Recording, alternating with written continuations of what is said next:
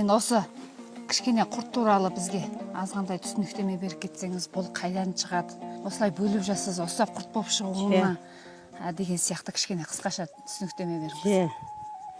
Мынау қойды қосақтап сауасың. Оны сүтті айран қылып ұйтасың. Оны сабаға құясың. Оны піспекпен пісесің. Одан шойынға құйып қайнатасың. Қайнатқызсаң нақсаған құрт болады. Одан анаған сүзесің. Сүзгіден сарысы бір бөлек, құрты бір бөлек.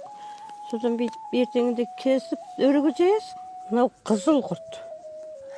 Айраны тәтті, сүті пысқан, пісуі қанған, майы түскен қызыл құрт деген осы еді. Етіп бөлесің, сосын жарма құрт деп апарып өрігіңіз саламыз. Ол кебет. Кепесін жарма құрт, қызыл құрт деген осы.